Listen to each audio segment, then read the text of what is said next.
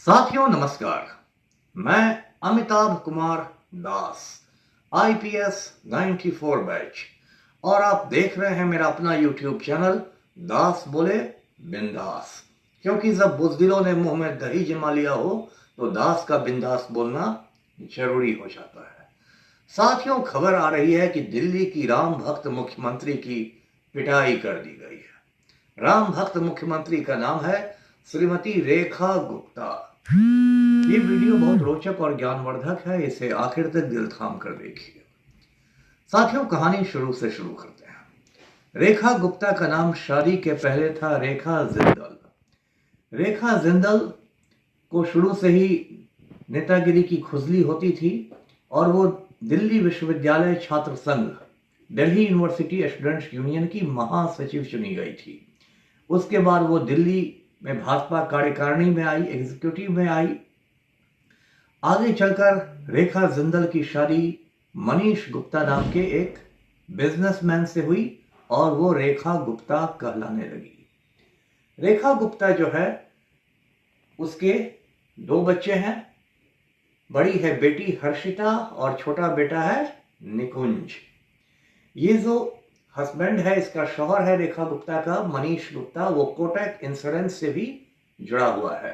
और रेखा गुप्ता के विरोधियों का कहना है कि मनीष गुप्ता ही दिल्ली का डिफेक्टो सीएम है, यानी असली मुख्यमंत्री है। जैसे बिहार में आप जानते होंगे बहुत सी महिलाएं मुखिया बन जाती हैं, लेकिन उनका जो शौहर होता है, पति होता है, वही असली मुखिया रहता है और वो मुखिया पति कहलाता है। तो कुछ यही सिस्टम दिल्ली में भी चल रहा है। रेखा गुप्ता जो है वो दिल्ली के इतिहास की चौथी महिला मुख्यमंत्री हैं। इसके पहले दिल्ली में 3 और महिला मुख्यमंत्री रह चुकी हैं, श्रीमती शीला दीक्षित, श्रीमती सुषमा स्वराज और श्रीमती आतिशी सिंह। तो देखिए, इस साल ही फरवरी में दिल्ली में चुनाव हुए थे और चुनाव में आम आदमी पार्टी की जीत पक्की थी। लेकिन फिर जो चुनाव आयोग है, यानी चुना आयोग है, जो भाजपा का पालतू कुत्ता है, चुनाव आयोग ने वोट चोरी करके, वोट डकैती करके पिछले दरवाजे से बीजेपी की सरकार बना दी और रेखा गुप्ता दिल्ली की सीएम बन गई। तो ये रेखा गुप्ता का किस्सा है। दिल्ली के बारे में मैं आपको बता दूं कि इसे पूर्ण राज्य का दर्जा प्राप्त नहीं है, इसलिए दिल्ली का जो उपराज्यपाल होता है, लेफ्टिनेंट गवर्नर, उसको भी बहुत सारी ताकतें मिली हुई है। और दिल्ली पुलिस जो होती है वो दिल्ली के मुख्यमंत्री के अंडर में काम नहीं करती, सीएम के अधीन काम नहीं करती, वो सीधे भारत सरकार के होम मिनिस्ट्री के अधीन है। यानी कि जो इंडिया का तड़ीपार होम मिनिस्टर है अमित शाह, वही दिल्ली पुलिस पर कंट्रोल करता है। तो ये सब बातें दिल्ली की हुई।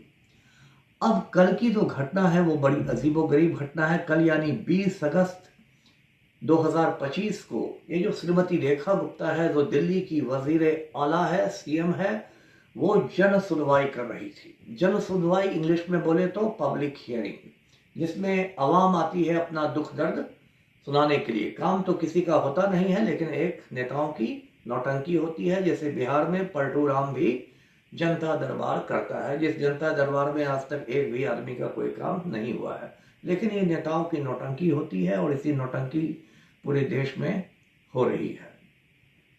तो रेखा गुप्ता का जो सिविल लाइंस में सरकारी बंगला है, उसी में ये जन सुनवाई चल रही थी सुबह से, और उसमें लोग आ रहे थे। 8 साढ़े 8 बजे के पास एक शख्स आया, उसके हाथ में कुछ कागज पत्थर थे। लोगों ने सोचा कि ये सीएम को अपना दर्द सुनाएगा, लेकिन इस शख्स ने तो सीएम को ही दर्द दे दिया। इस शख्स ने रेखा गुप्ता को धक्का मार दिया। रेखा गुप्ता धड़ाम से गिरी, उसका सर टेबल से टकराया। फिर इस शख्स ने रेखा गुप्ता के बाल खींचे, रेखा गुप्ता को गालियां दी और इस तरह, मतलब इसने एक सरल रेखा को समझिए वक्र रेखा बना दिया, यानी रेखा गणित की भाषा में आपको समझाऊं तो। उसके बाद तो हंगामा मच गया। वहाँ जो सुरक्षा कर्मी जो थे, सिक्योरिटी गार्ड्स जो थे, उन्होंने शख्स को पकड़ लिया। जब जांच हुई तो पता चला कि शख्स का नाम है राजेश भाई खिमजी भाई साकरिया। देखिए, गुजरात और महाराष्ट्र में ये परंपरा होती है कि लोग अपने पूज्य पिता का नाम अपने बीच में लगा लेते हैं। मतलब राजेश भाई खिमजी भाई साकरिया का मतलब है कि इनके पूज्य पिता का नाम खिमजी भाई है। और ये जो राजेश भाई है, इसकी उम्र है 41 साल। ये गुजरात के राजकोट का रहने वाला है। और यदि दिल्ली पुलिस की माने तो राजकोट में इस पर 4-5 मुकदमे भी हैं अलग अलग थानों में।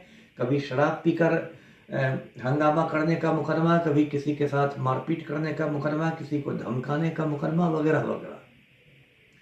उसके बाद ये जब कांड हुआ तो बहुत हंगामा मचा। राजेश भाई के पिता ने कहा खिलजी भाई ने कि मेरा बेटा तो गया था उज्जैन में उसने मंदिर में पूजा अर्चना की। उज्जैन में आप जानते हैं बहुत बड़ा मंदिर है, महाकाल टेम्पल, संभवतः उसी में गया होगा राजेश भाई। और उसके बाद वो दिल्ली आया। राजेश भाई की जो माँ है, भानु नाम है उनका, भानु साकरिया, उसने कहा कि मेरा बेटा इस बात से बहुत दुखी था कि सुप्रीम कोर्ट ने दिल्ली के आवारा कुत्तों की धरपकड़ के आदेश दे दिए हैं। राजेश भाई की मां का कहना था कि राजेश भाई पशु प्रेमी है, कुत्तों से उसको बहुत लगाव है और इससे वो बहुत परेशान था। और उसने दिल्ली की सीएम श्रीमती रेखा गुप्ता का एक इंटरव्यू देखा था दिल्ली के आवारा कुत्तों पर, और इस इंटरव्यू को देखकर वो बहुत ज़्यादा गुस्से में था और उसने रेखा गुप्ता पर हमले करने का फैसला कर लिया। अब इधर तो दिल्ली पुलिस है वो हरकत में आ गई है। ऐसे दिल्ली पुलिस जनरली हरकत में आती नहीं है, क्योंकि दिल्ली पुलिस भी मर्दाना कमजोरी की शिकार है।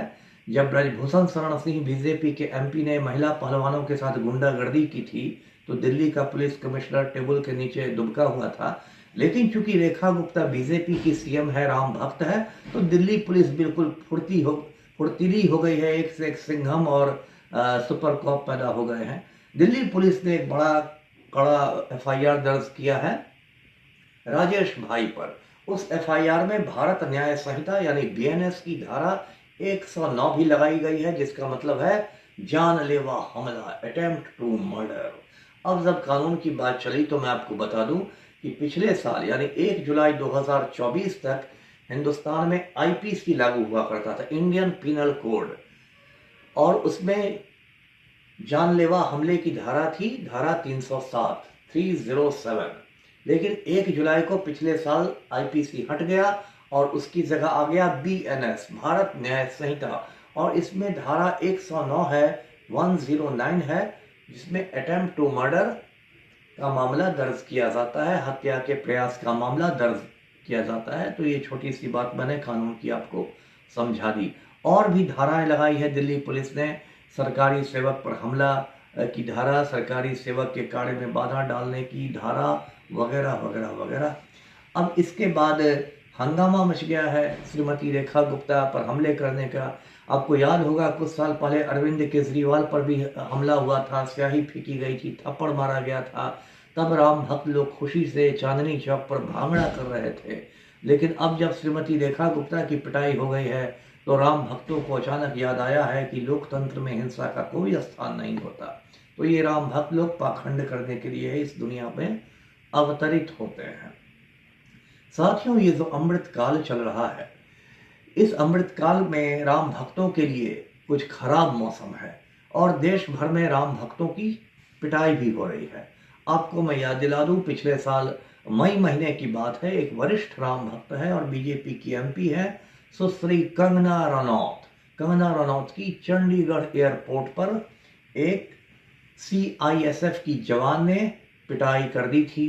महिला जवान का नाम था कुलविंदर कौर। अब आप जानते हैं कि जो सुश्री कंगना रनौत है ये पागल औरत है। ये कहती है कि 1947 की आज़ादी झूठी थी, असली आज़ादी तो हिंदुस्तान को 2014 में मिली जब मोदी जी प्रधानमंत्री बने। इस पागल औरत को नरेंद्र मोदी ने मंडी से बीजेपी का एमपी बनवा दिया है। इस पागल औरत को वाई कैटेगरी की सुरक्षा मिली हुई है।